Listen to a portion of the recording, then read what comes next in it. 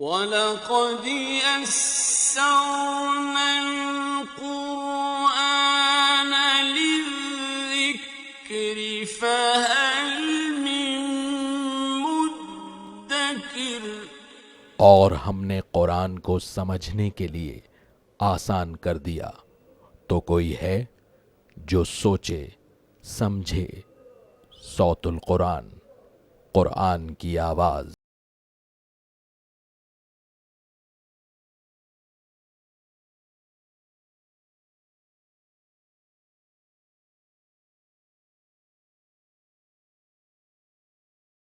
نحمده ونصلي على رسوله الكريم اما بعد فاعوذ بالله من الشيطان الرجيم بسم الله الرحمن الرحيم والضحى والليل اذا سجى صدق الله العظيم۔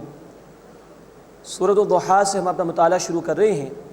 اس سورہ مبارکہ میں اللہ تعالیٰ نے نبی کریم صلی اللہ علیہ وسلم پر التفات فرمایا ہے اور کچھ اہم ہدایات آپ صلی اللہ علیہ وسلم کے ذریعے سے ہمیں عطا کی گئی ہیں۔ واقعہ کچھ یوں ہوا تھا کہ ابتدائی دور میں کچھ دنوں کے لیے رسول اکرم صلی اللہ علیہ وسلم پر وحی کا سلسلہ آنا رک گیا تھا۔ اس پر مشرکین نے کہنا شروع کر دیا کہ ان کے رب تو ان سے ناراض ہو گئے ہیں۔ اس کی اللہ تعالیٰ نے اس مقام پر نفی فرمائی ہے۔ والضحیٰ، قسم ہے چاشت کے وقت کی، جب سورج اس میں تپش زیادہ ہو جاتی ہے اس وقت کی اللہ نے قسم کھائی۔ واللیل اذا سجا، اور رات کی جب کہ وہ چھا جائے۔ ما ودعک ربک وما قلی، اے نبی صلی اللہ علیہ وسلم آپ کے رب نے آپ کو نہیں چھوڑا اور نہ ہی وہ آپ سے ناراض ہوا ہے۔ وَلَلْآخِرَةُ خَيْرٌ لَكَ مِنَ الْأُولَىٰ، اور ہر بعد میں آنے والی حالت آپ کے لیے پچھلی حالت سے بہتر ہے۔ یعنی اس دنیا میں بھی جیسے جیسے آپ آگے بڑھیں گے اللہ تعالیٰ آپ کو بہترین حالات عطا فرما دے گا۔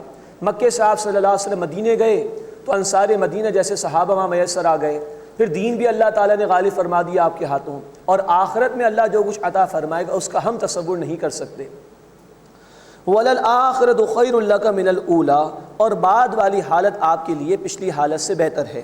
وَلَسَوْفَ يُعْطِيكَ رَبُّكَ فَتَرْضَىٰ، اور اے نبی صلی اللہ علیہ وسلم ان قریب آپ کا رب آپ کو اتنا عطا فرمائے گا کہ آپ راضی ہو جائیں گے۔ یہ ہے اللہ کا التفات اپنے حبیب صلی اللہ علیہ وسلم کے لیے۔ اب اللہ کے رسول صلی اللہ علیہ وسلم کی حدیث ہے مسلم شریف میں، آپ صلی اللہ علیہ وسلم اللہ سے خطاب فرمایا آپ نے، اے اللہ میرے ساتھ رضا کا معاملہ فرما دے۔ اللہ کے رسول صلی اللہ علیہ وسلم کے لیے اللہ رب العزت نے جبریل امین سے کہا کہ جاؤ محمد صلی اللہ علیہ وسلم کو بتا دو کہ میں ان کی امت کے ساتھ رحمت کا معاملہ فرماؤں گا تو محمد صلی اللہ علیہ وسلم راضی ہو جائیں گے۔ تب اللہ کے رسول صلی اللہ علیہ وسلم خوش ہو گئے۔ اس حدیث مبارکہ میں اس آیت کی وضاحت بھی ہے کہ اللہ کے حبیب صلی اللہ علیہ وسلم اس وقت راضی ہوں گے جب اللہ امت کے لوگوں کی معافی کا اعلان فرما دیں گے۔ یہ ظاہری بات ہے کہ امت کے لوگوں کو اس کے لیے مستحق بننا چاہیے۔ ہمیں غور کرنا چاہیے کہ اللہ کے رسول صلی اللہ علیہ وسلم تو راتوں کو اٹھ کر ہمارے لیے دعائیں کرتے تھے، انہوں نے محنت کی تو آج ہم مسلمان ہیں۔ امت آج ان کے لیے کیا کر رہی ہے؟ انہوں نے جو دین ہمیں عطا کیا اس کے ساتھ امت کا رویہ کیا ہے؟ امت کو یہ بھی سوچنا چاہیے۔ وَلَسَوْفَ يُعْطِيكَ رَبُّكَ فَتَرْضَىٰ، اور ان قریب اے نبی صلی اللہ علیہ وسلم آپ کا رب آپ کو عطا فرمائے گا اس قدر کہ آپ راضی ہو جائیں گے۔ أَلَمْ يَجِدْكَ يَتِيمًا فَآوَىٰ، کیا اللہ نے آپ کو یتیم نہیں پایا بس ٹھکانہ عطا فرما دیا؟ آپ کی ولادت سے پہلے ہی آپ کے والد کا انتقال ہو گیا تھا، پھر 6 برس کے تھے والدہ کا انتقال ہو گیا، 8 برس کے تھے دادا کا انتقال ہو گیا، تو اللہ ہی نے ٹھکانہ عطا فرمایا۔ وَوَجَدَكَ ضَالًّا فَهَدَىٰ، اور اے نبی صلی اللہ علیہ وسلم آپ کو حق کا متلاشی پایا تو آپ کو راستہ عطا فرما دیا۔ آپ غار حرا میں جایا کرتے تھے، 36 برس کی عمر سے آپ نے جانا شروع کر دیا، اور آپ صلی اللہ علیہ وسلم تنہائی میں بیٹھ کے غور و فکر کیا کرتے تھے، اللہ کی طرف سے وحی آنا شروع ہو گئی اور یہ حق کا راستہ آپ صلی اللہ علیہ وسلم کے لیے بالکل واضح کر دیا گیا۔ وَوَجَدَكَ عَائِلًا فَأَغْنَىٰ، اور آپ کو اللہ نے مفلس پایا تو غنی فرما دیا۔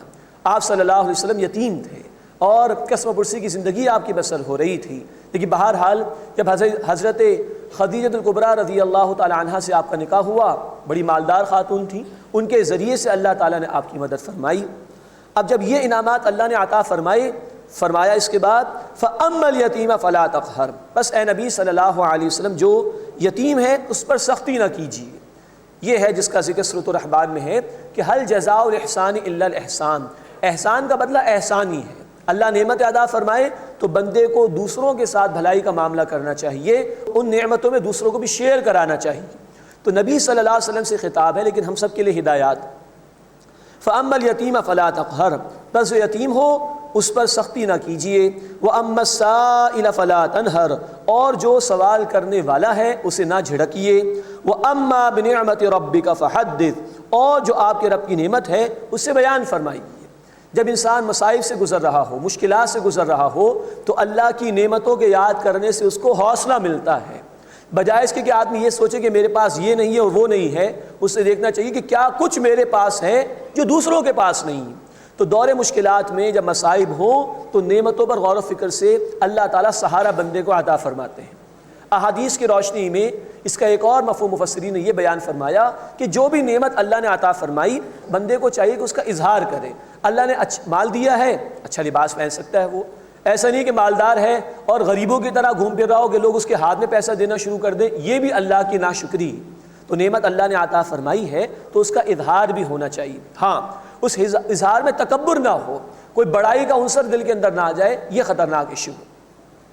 وَأَمَّا بِنِعْمَةِ رَبِّكَ فَحَدِّثْ، اور جو اے نبی صلی اللہ علیہ وسلم آپ کے رب کی نعمت ہے اسے بیان فرمائیے۔ بسم اللہ الرحمن الرحیم۔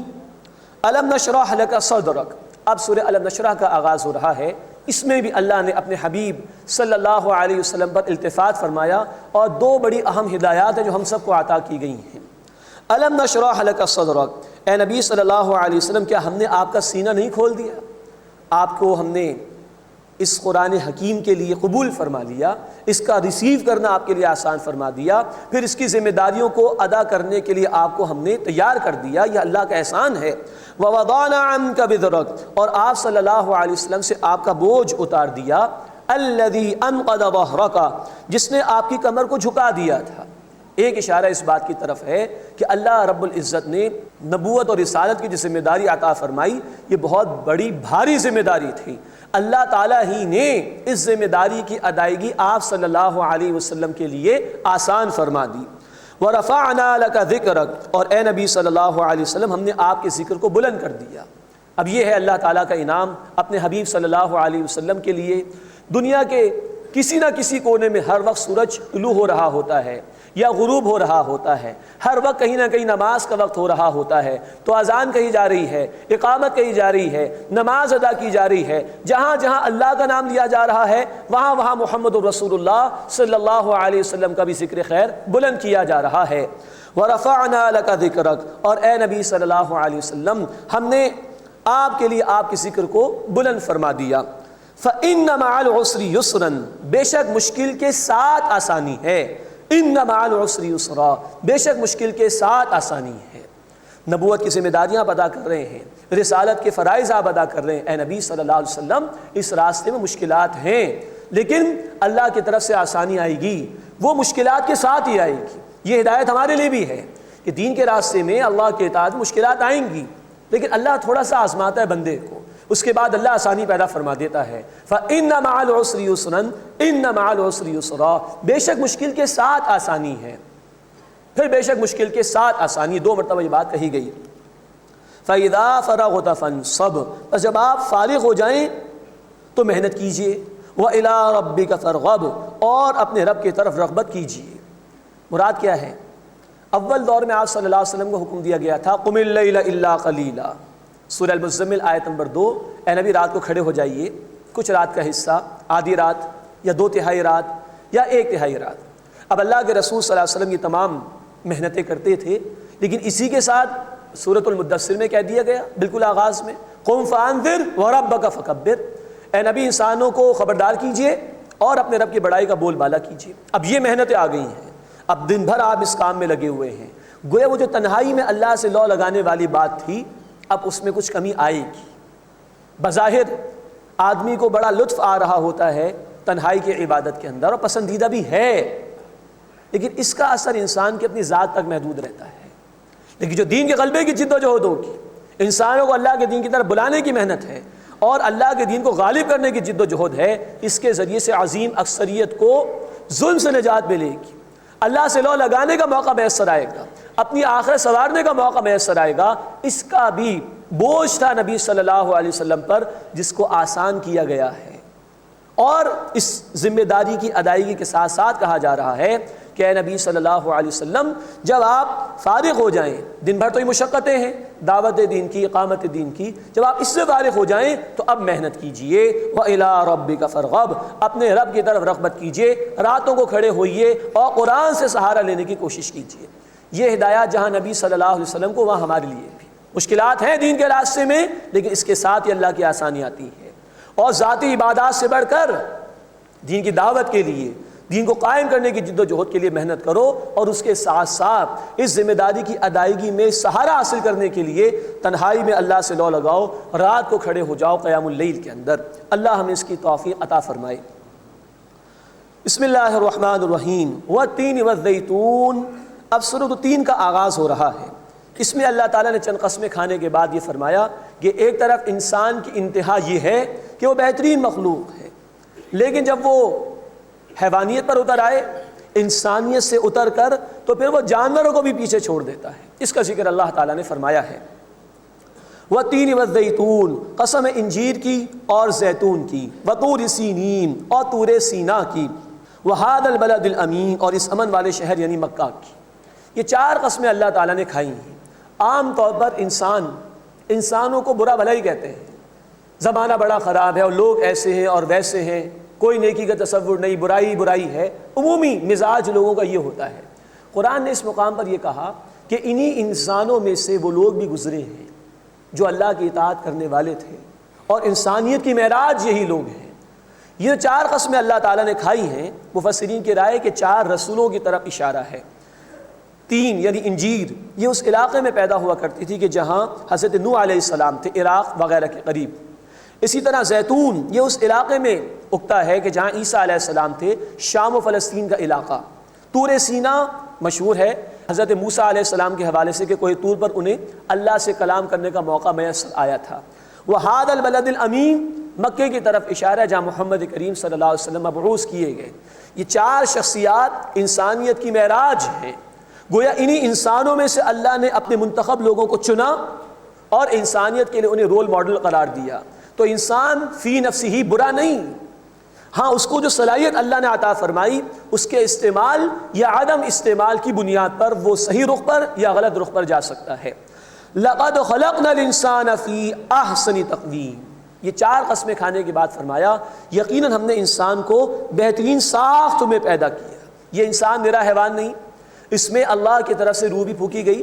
سورہ الحجر آیت نمبر 29 اور سورہ صاد آیت نمبر 72 میں ذکر آ چکا کہ انسان میں اللہ کی روح میں سے کچھ پھونکا گیا ہے، اور انسان کو خلیفہ بنایا گیا، اشرف المخلوقات بنایا گیا، اس کے لیے کتابیں نازل کی گئیں، اس کے لیے رسولوں کو بھیجا گیا، اور اللہ نے اسے اپنے لیے پیدا کیا۔ کل کائنات کو انسان کی خدمت پر لگایا گیا۔ انسان کو اللہ نے اپنی عبادت کے لیے پیدا کیا۔ سورۃ الذاریات آیت نمبر 56 میں تفصیل آ چکی ہے۔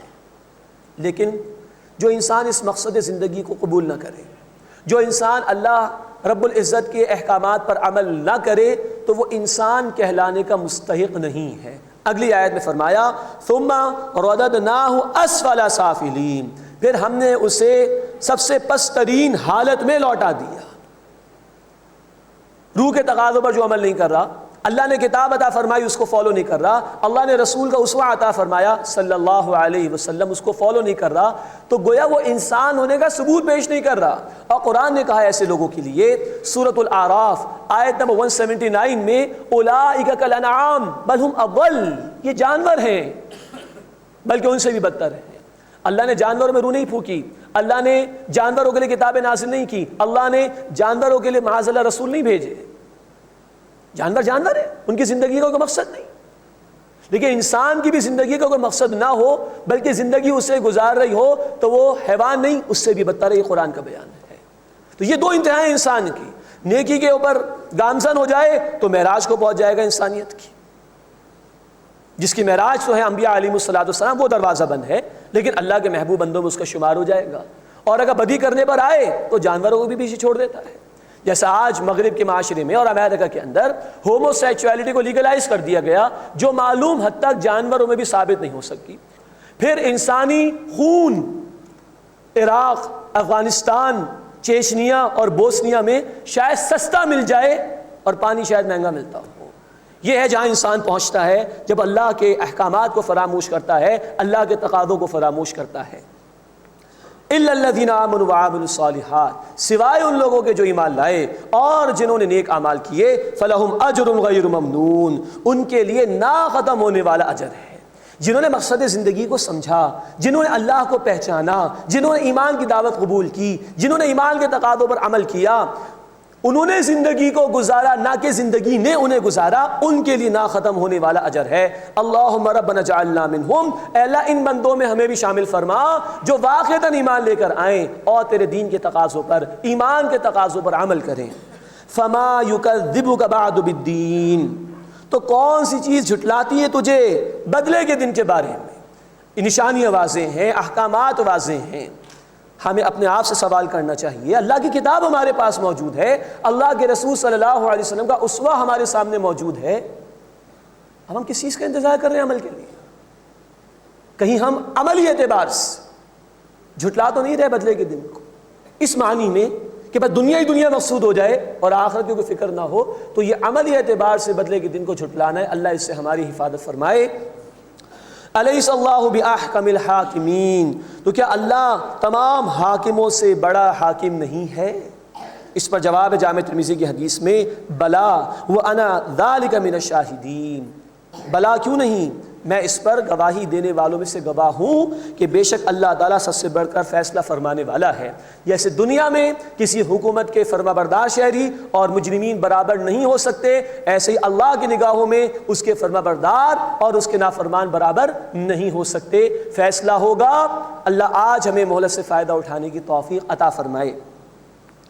بسم اللہ الرحمن الرحیم، اقرأ باسم ربک الذی خلق۔ اب سورۃ العلق کا آغاز ہو رہا ہے۔ اس سورہ مبارکہ کی پہلی 5 آیات یہ پہلی وحی تھی جو رسول اکرم صلی اللہ علیہ وسلم پر نازل ہوئی۔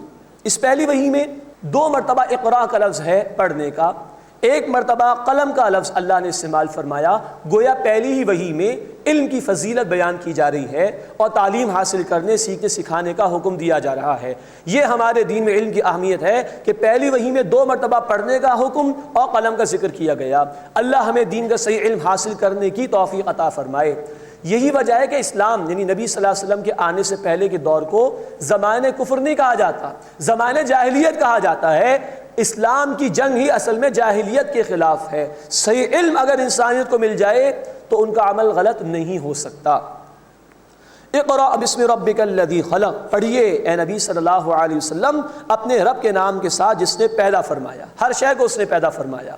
یہ آیت بتا رہی ہے کہ یہ ادب ہے کہ جب بھی ہم کسی کام کا آغاز کریں تو اللہ کا نام لینا چاہیے، قرآن کی تلاوت کے موقع پر بھی، اور جب بھی کوئی کام کر رہے ہوں، اور ظاہری بات ہے کہ جائز کام ہی ہونا چاہیے، تو اللہ کا نام اس میں لینا چاہیے۔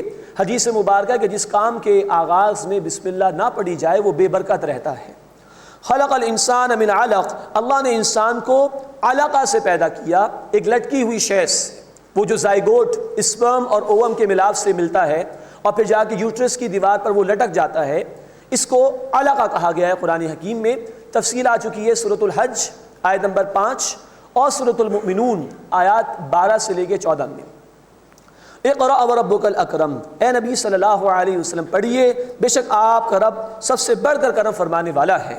الذی علم بالقلم، جس نے قلم کے ذریعے سے علم سکھایا۔ علم الانسان ما لم یعلم، انسان کو وہ کچھ سکھایا جو وہ نہیں جانتا تھا۔ اللہ ہمیں صحیح علم حاصل کرنے اور سب سے بڑا علم یعنی قرآن کا علم حاصل کرنے کی توفیق عطا فرمائے۔ اب اس کے بعد ایک نافرمان کردار کو بیان کیا جا رہا ہے۔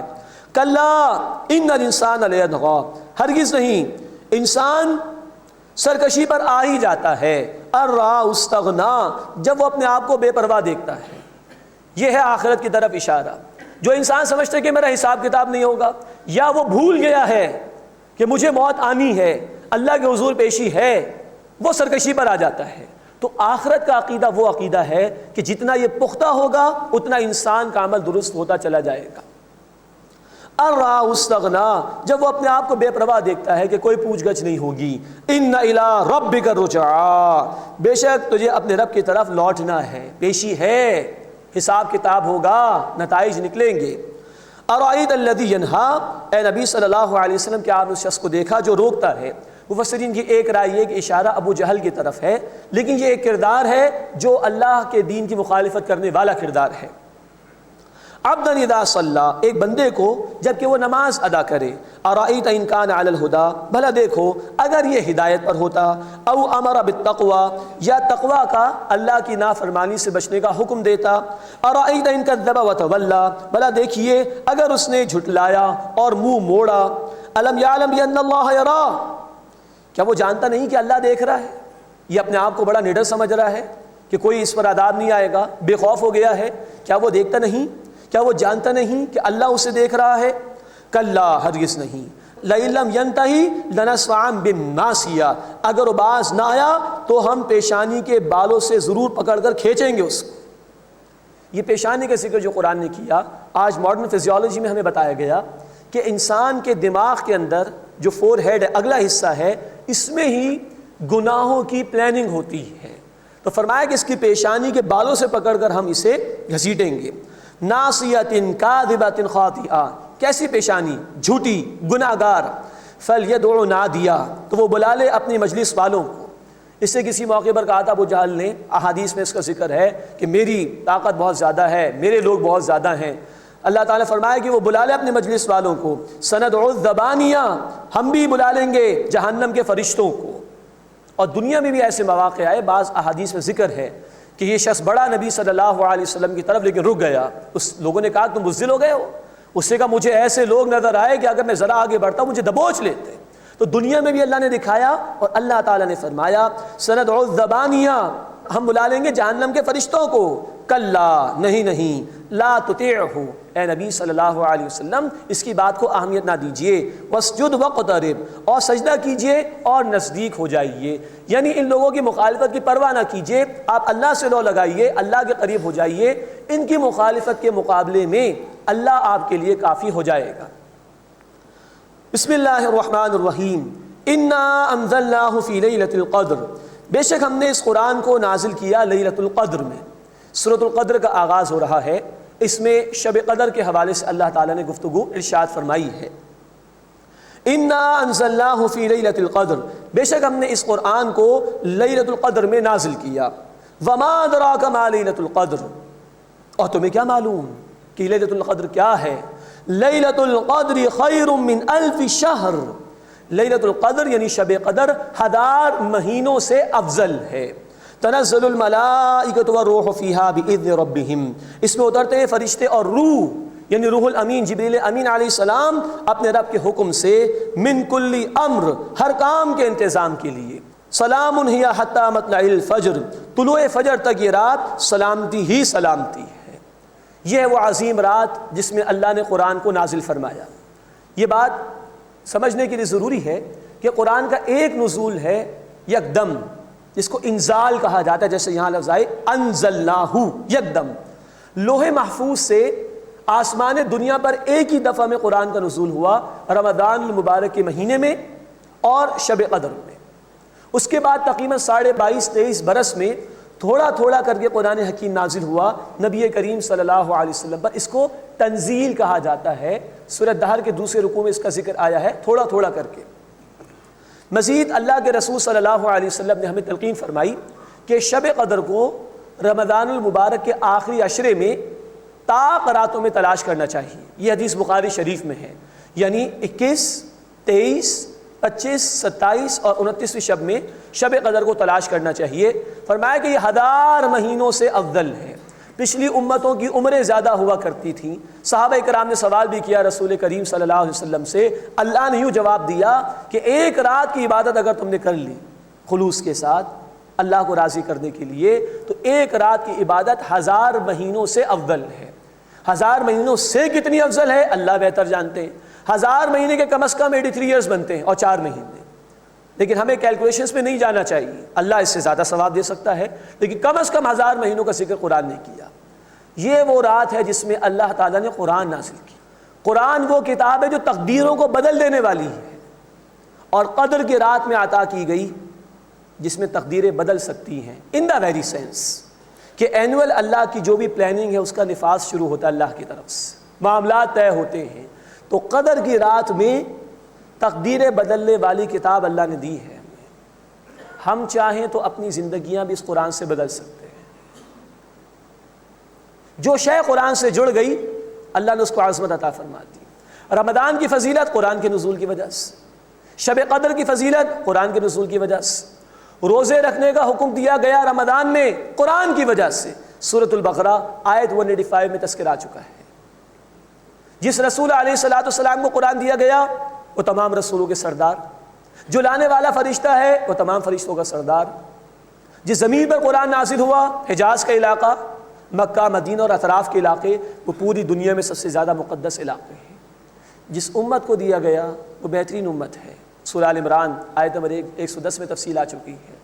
لیکن آج اس امت نے کیونکہ قرآن کو ترک کر دیا ہے مجموعی اعتبار سے، اس لیے وہ خیر امت کے منصب پر فائز نہیں ہے۔ تو جیسے یہ شب قدر تقدیروں کو بدلنے والی رات، قرآن تقدیروں کو بدلنے والا کلام ہے، اللہ ہمیں بھی توفیق دے کہ ہم اس قرآن کو تھام کر اپنی انفرادی اور اجتماعی زندگیوں کو تبدیل کریں۔ لیلۃ القدر خیر من الف شہر، شب قدر 1000 مہینوں سے افضل ہے۔ تنزل الملائکۃ والروح فیہا باذن ربہم، اس میں اترتے ہیں فرشتے اور روح الامین یعنی جبریل امین علیہ السلام اپنے رب کے حکم سے، من کل امر، ہر کام کے انتظام کے لیے۔ سلام ہی حتی مطلع الفجر، طلوع فجر تک یہ رات سراسر سلامتی ہی سلامتی ہے۔ بسم اللہ الرحمن الرحیم۔ لم يكن الذين كفروا من اهل الكتاب والمشركين منفكين حتى تأتيهم البينة۔ سورۃ البینہ کا آغاز ہو رہا ہے، اس میں بینہ کا ذکر ہے، اللہ کی طرف سے دی جانے والی دلیل کیا ہے اس کا تذکرہ ہے، اور یہ بتایا گیا کہ تفرقہ لوگوں میں کیوں پیدا ہوتا ہے، اور آخرت کے نتائج کو اللہ نے بیان فرمایا ہے۔ لم يكن الذين كفروا من اهل الكتاب والمشركين، جن لوگوں نے کفر کیا اہل کتاب اور مشرکین میں سے، منفکین، وہ جدا ہونے والے نہیں تھے، حتی تأتیہم البینہ، یہاں تک کہ ان کے پاس کھلی دلیل، روشن دلیل آ جائے۔ رسول من اللہ یتلو صحفا مطہرہ، اللہ کے رسول صلی اللہ علیہ وسلم جو پاکیزہ صحیفے تلاوت کرتے ہیں۔ دو باتیں ان آیات میں آئی ہیں۔ بینہ جو اللہ کی طرف سے آئی وہ ہے پاکیزہ صحیفے یعنی قرآن، اور تلاوت کر رہے ہیں محمد کریم صلی اللہ علیہ وسلم۔ تو اللہ نے انسانیت کی ہدایت کے لیے جو روشن دلیل عطا فرمائی وہ دو باتوں کا مجموعہ ہے، قرآن اور محمد کریم صلی اللہ علیہ وسلم کی ذات مبارکہ۔ ان دونوں سے مل کے بینہ مکمل ہوتی۔ مزید نوٹ فرمائیے کہ ان دونوں کے ملنے سے ہی نظام دین مکمل ہوتا ہے۔ بعض لوگ آج کل کے معاشرے میں وہ ہیں جو کہتے ہیں کہ قرآن ہمارے لیے کافی ہے، سنت کی ضرورت نہیں۔ معاذ اللہ، معاذ اللہ۔ قرآن کہہ رہے بینہ کیا ہے؟ رسول کا ذکر پہلے، رسول تلاوت کرتے ہیں پاکیزہ صحیفوں کو، تو رسول جمع قرآن، یوں کہیے کہ قرآن جمع سنت، اس سے نظام دین مکمل ہوتا ہے۔ سنت کے بغیر قرآن کی طرف جانے کی کوئی کوشش کرے گا تو ہدایت اس کو نہیں مل سکے گی۔ دوسری بات قرآن نے کہی آیت نمبر 1 میں کہ یہ جدا ہونے والے نہیں تھے، مشرکین اور اہل کتاب میں سے کفار، یہ جدا ہونے والے نہیں تھے جب تک کہ بینہ نہ آ جائے۔ قرآن کے آنے کے بعد ہی تو فرق ہوا کہ یہ محمد رسول اللہ صلی اللہ علیہ وسلم، اور یہ ان کے صحابہ میں سے ابو بکر صدیق ہیں رضی اللہ تعالیٰ عنہ، مصعب بن عمیر ہیں رضی اللہ تعالیٰ عنہ، اور دوسرے کیمپ میں ابو جہل ہے، ابو لہب ہے۔ قرآن آیا تو فرق ہوا نا۔ اسی طرح رسول اللہ صلی اللہ علیہ وسلم مدینہ منورہ تشریف لے گئے اور فرق ہوا۔ یہ مقدس صحابہ کی جماعت ہے جو سچے اہل ایمان ہیں، اور یہ عبداللہ بن ابی کا ٹولہ ہے جھوٹے ایمان کے دعوے دار ہیں۔ تو قرآن آیا ہے تو یہ فرق ہوا ہے۔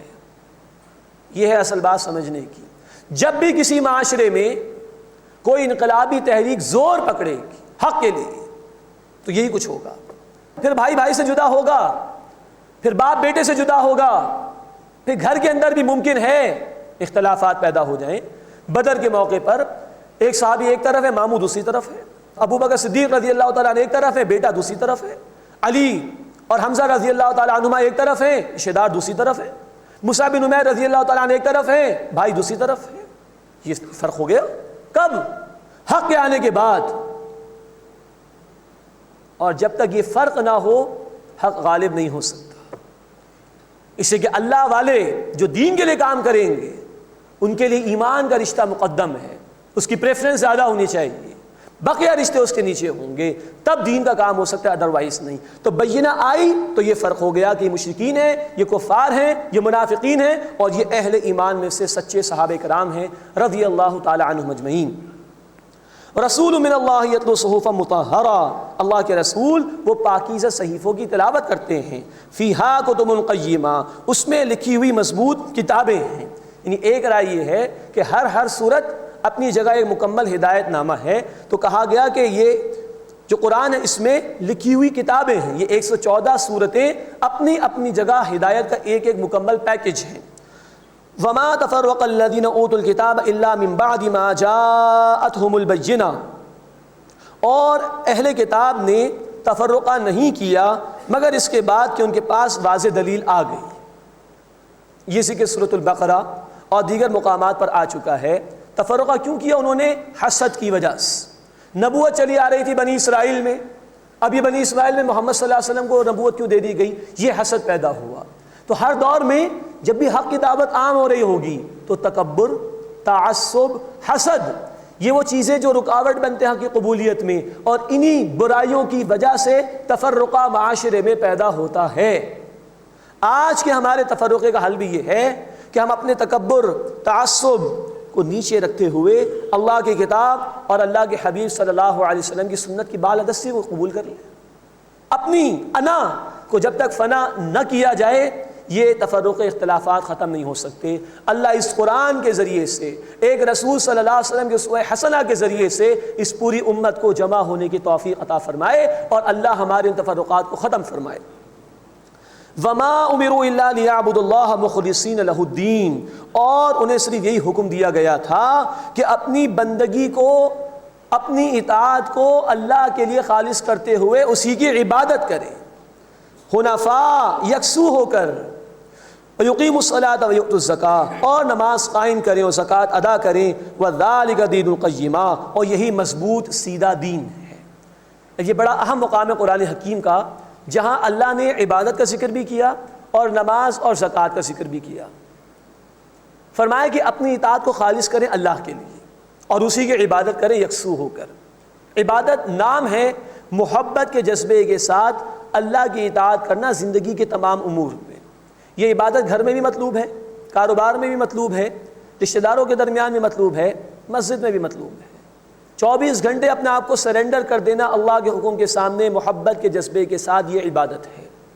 لیکن یہاں قرآن نے کہا کہ عبادت کریں یکسو ہو کر اللہ کی، اپنی بندگی، اپنی اطاعت کو اس کے لیے خالص کرتے ہوئے، اور نماز قائم کریں اور زکوٰۃ ادا کریں۔ وہ نماز زکوٰۃ کو قرآن نے علیحدہ بیان کیا، عبادت کو اللہ تعالیٰ نے علیحدہ بیان کیا۔ ایک بہت بڑا کنفیوژن ہے ہمارے معاشرے میں کہ لوگوں نے نماز، زکوٰۃ، روزہ، حج اس کو ہی عبادت سمجھ لیا ہے۔ یہ بہت بڑی غلط فہمی ہے لا علمی کی وجہ سے۔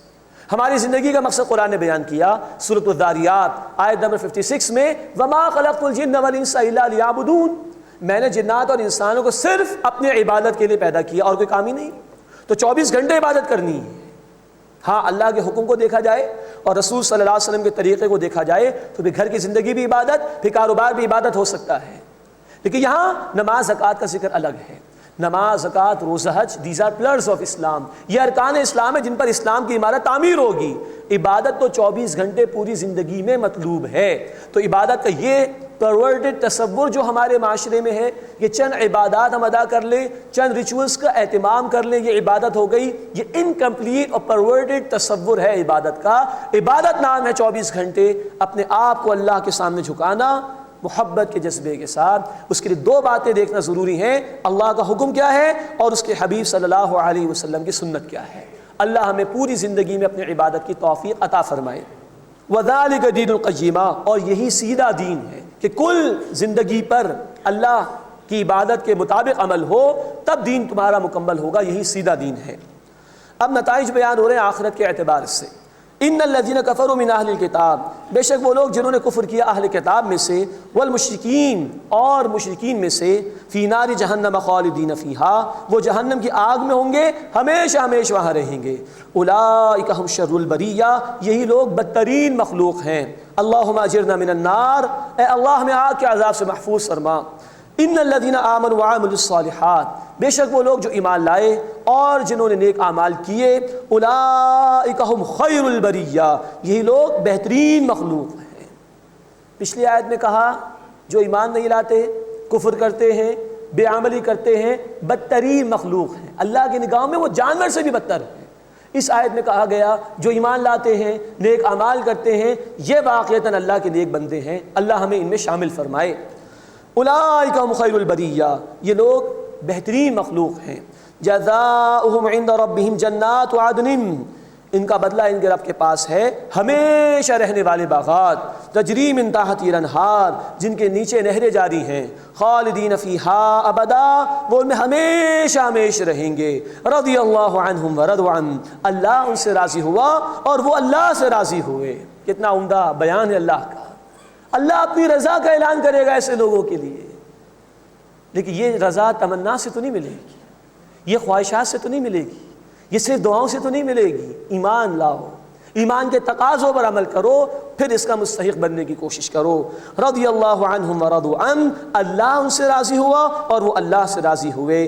ذالک لمن خشی ربہ، یہ اس کے لیے ہے جو اپنے رب سے ڈرتا رہے، ڈرتے ڈرتے آج زندگی بسر کرے کہ زندگی فانی ہے، چند روزہ ہے، لوٹ کر جانے اللہ کی طرف۔ اس خشیت کے ساتھ جس نے نیک عمل کیا اس کے لیے اللہ کی رضا ہوگی۔ اللہ ہمیں ان لوگوں میں شامل فرمائے۔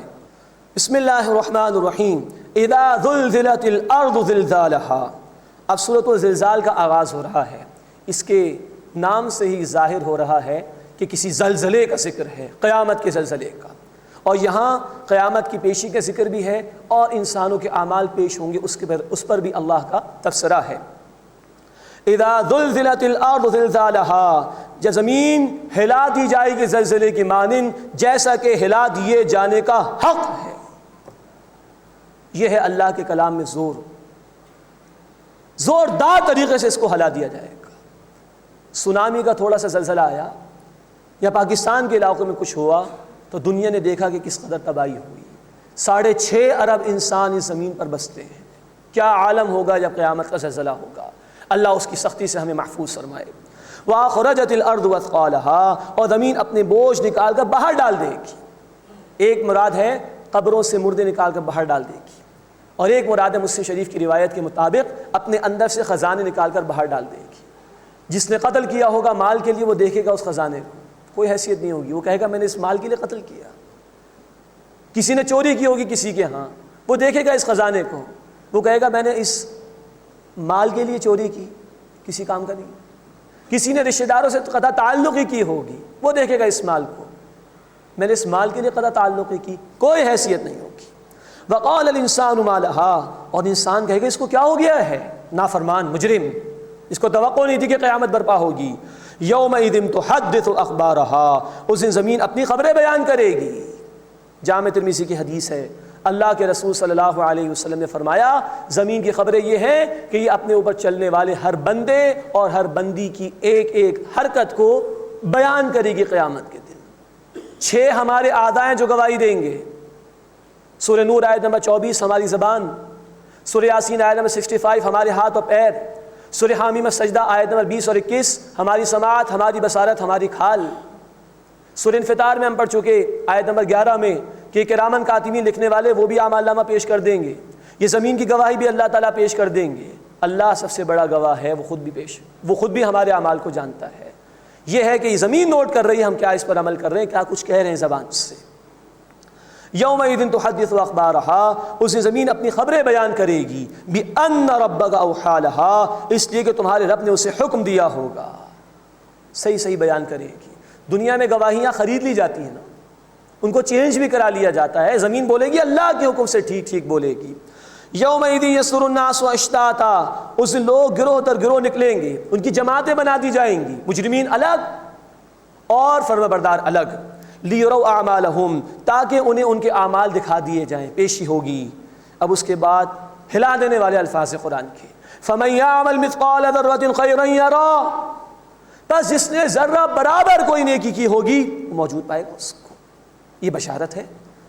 وَمَن يَعْمَلْ مِثْقَالَ ذَرَّةٍ شَرًّا يَرَهُ، اور جس نے ذرہ برابر برائی کی ہوگی وہ بھی اس سے موجود پائے گا۔ ذرہ سورج کی روشنی ہماری کھڑکی سے گھر میں آتی، ہم دیکھتے چھوٹے چھوٹے ذرات کو، ویزیبل تو یہی ذرہ ہمارے سامنے ہے، اور سائنٹیفکلی اسپیکنگ ہم ایٹم کو جانتے ہیں، اس کو بریک کر لیں تو الیکٹران اور پروٹون کو میکسیمم ہم جانتے ہیں، اس کو بھی اگر کوئی ذرہ سمجھ رہا ہے تو اللہ اس کو بھی پیش کر دے گا۔ کوئی عمل ان ریکارڈڈ نہیں رہے گا، ان پریزنٹڈ نہیں رہے گا، ایک ایک عمل لکھا جا رہا ہے، ایک ایک عمل وہاں پر پیش کیا جائے گا۔ اللہ ہمیں نیک اعمال کرنے کی توفیق عطا فرمائے اور برے اعمال سے بچنے کی توفیق عطا فرمائے۔ بسم اللہ الرحمن الرحیم والعادیات ضبحا فالموریات قدحا۔ اب سورۃ العادیات کا آغاز ہو رہا ہے، اس میں اللہ نے گھوڑوں کی قسمیں کھائی اور ان سے ایک عبرت دلائی ہے انسان کو کہ وہ وفادار بننے کی کوشش کرے، اور قیامت کے محاسبے کا بھی اس میں ذکر کیا گیا ہے۔ والعادیات ضبحا، قسم ہے دوڑنے والے ہانپنے والے گھوڑوں کی، فالموریات قدحا، پس پھر قسم ہے ان کی جو اپنی ٹاپوں سے چنگاریاں اڑاتے ہیں، فالمغیرات صبحا، پھر صبح کے وقت کارروائیاں کرنے والے گھوڑوں کی قسم، فأثرن به نقعا، پھر گرد اڑانے والے گھوڑوں کی قسم، فوسطن به جمعا، پھر اسی وقت فوج میں گھس جانے والے گھوڑوں کی قسم جو لوٹ مار کے لیے استعمال ہوتے ہیں۔ عرب کے معاشرے میں اونٹ بھی استعمال ہوتا تھا اور گھوڑے کو بھی وہ استعمال کرتے تھے۔ اکثریت کا معاملہ یہ تھا کہ وہ لوٹ مار کے ذریعے سے مال کماتے تھے، تو جب لوٹ مار کرنے کسی قافلے کے خلاف تو تیز رفتار جانور کی ضرورت ہے، گھوڑے کو استعمال کرتے تھے، کئی دن تک اس کو بھوکا پیاسا رکھتے تھے تاکہ اس کا اسٹیمنا ڈیولپ ہو اور وہ جب کارروائی کرنے کا موقع آئے تو وہ ساتھ دے گھوڑا۔ یہ گھوڑے ان کا ساتھ دیتے تھے، دھول برداشت کرتے تھے، ساری مشقت برداشت کرتے تھے۔ اللہ تعالیٰ نے ان کو توجہ دلائی کہ تم ان گھوڑوں کے مالک تو نہیں، تم ان کے خالق بھی نہیں ہو، ان کے رازق بھی نہیں ہو، لیکن تم ذرا سا ان کو چارہ دیتے ہو تو کتنی تمہاری بات مانتے ہیں، اپنی جان دینے کو تیار ہیں تمہارے لیے چند ٹکے حاصل کرنے کے لیے۔ تم ان کے مالک نہیں، خالق نہیں، رازق نہیں۔ ذرا غور کرو کہ جو تمہارا مالک ہے، جو تمہارا خالق ہے، جو تمہارا رازق ہے، جو کروڑ کروڑ نعمتیں تمہیں عطا فرما رہا ہے، اس کی نعمتوں کا عالم تو یہ ہے۔ 31 مرتبہ اس نے کہا فَبِأَيِّ آلَاءِ رَبِّكُمَا تُكَذِّبَانِ، بس تم اپنے رب کی کن کن نعمتوں کو جھٹلاؤ گے؟ تم اس کی کتنی فرما برداری اختیار کرتے ہو، تم اس کا کتنا شکر ادا کرتے ہو؟ یہ ہے سرچنگ کوئسچن کا انداز، اپنے اندر جھانک کر دیکھو کہ وہ جانور ہے بے زبان، عقل نہیں، شعور نہیں، تم انسان ہو، تم اس کے مالک خالق رازق نہیں، ذرا سا کھلاتے ہو اتنی تمہاری فرما برداری کرتا ہے، شکر گزاری کرتا ہے، تمہارے لیے جان دے دیتا ہے۔ اور جو تمہارا مالک ہے، خالق ہے، رازق ہے، اس کی کروڑ ہا کروڑ نعمتیں تم استعمال کر رہے ہو، تم اس کے ساتھ کیا رویہ اختیار کر رہے ہو؟ ان الانسان لربہ لکنود، بے شک انسان اپنے رب کا ناشکرا ہے، خالق مالک رازق کو بھلا بیٹھا ہے۔ وَإِنَّهُ عَلَى ذَلِكَ لَشَهِيدٌ، اور بے شک وہ اس پر گواہ ہے، مانتا تو ہے کہ اللہ ہی دے رہا ہے، مشکلات آتی تو اللہ ہی کو پکارتا ہے نا، پکارتا اس کو ہے، یقین ہے کہ اللہ ہی دیتا ہے، لیکن اس کی شکر گزاری نہیں کرتا۔ وَإِنَّهُ لِحُبِّ الْخَيْرِ لَشَدِيدٌ، اور بے شک وہ مال کی محبت میں بڑا ہی سخت ہے، یہ مال رکاوٹ بن گیا ہے اس کے لیے اور یہ ناشکری کے روش پر آ گیا۔ افلا يعلم اذا بعثر ما في القبور، بس کیا وہ جانتا نہیں کہ جب اٹھائے جائیں گے وہ جو قبروں میں ہیں، یعنی قیامت برپا ہوگی، محاسبہ ہوگا، وحصل ما في الصدور، اور سامنے آ جائے گا وہ جو کچھ سینوں میں ہے۔ پچھلی صورت میں ہم نے پڑھا تھا ذرہ برابر عمل ہو نیکی یا بدی کا وہ ظاہر کر دیا جائے گا۔ اب اگلی بات بیان ہو رہی، اعمال کے پیچھے نیتیں کیا تھیں، ارادے کیا تھے، اللہ اس کو بھی ظاہر کر دے گا۔ اسی کہ اگر عمل میں خلوص نہ ہو تو عمل قابل قبول نہیں ہو سکتا۔ اللہ کے رسول صلی اللہ علیہ وسلم کی حدیث ہے کہ اگر دکھاوے کے لیے نماز ادا کی، دکھاوے کے لیے روزہ رکھا، دکھاوے کے لیے صدقہ کیا تو یہ شرک ہے، مسند احمد کی حدیث کے مطابق۔ انما الاعمال بالنیات، بخاری شریف کی حدیث ہے، اعمال کا، نیکیوں کا دار و مدار نیتوں پر ہے۔ نیتیں بھی جانچ لے گا اللہ تعالیٰ کہ تمہارے سینوں میں کیا ارادے اور نیتیں تھیں، نیتوں کی بنیاد پر ہی اعمال کا محاسبہ اور فیصلہ ہوگا۔ وَحُصِّلَ مَا فِي الصُّدُورِ، اور سامنے آ جائے گا وہ جو کچھ سینوں میں ہے۔ إِنَّ رَبَّهُمْ بِهِمْ يَوْمَئِذٍ لَخَبِيرٌ، بے شک ان کا رب اس دن ان سے خوب باخبر ہوگا۔ اللہ آج بھی خوب واقف ہے، لیکن لوگ توجہ نہیں کر رہے، لوگ گناہ کرتے ہیں، سمجھتے کہ کوئی دیکھ نہیں رہا۔ اللہ آج بھی واقف ہے، لیکن اللہ قیامت کے دن واضح کر کے دکھا دے گا یہ تمہارے اقوال تھے، یہ تمہارے اعمال تھے، تو تمہیں خوب معلوم ہو جائے گا کہ ہمارا ہر قول نقل ہو رہا تھا، ہمارا ہر عمل نقل ہو رہا تھا۔ اللہ یہ محاسبہ ہمارے لیے آسان فرمائے، آمین یا رب العالمین۔ وآخر دعوانا الحمد للہ رب العالمین۔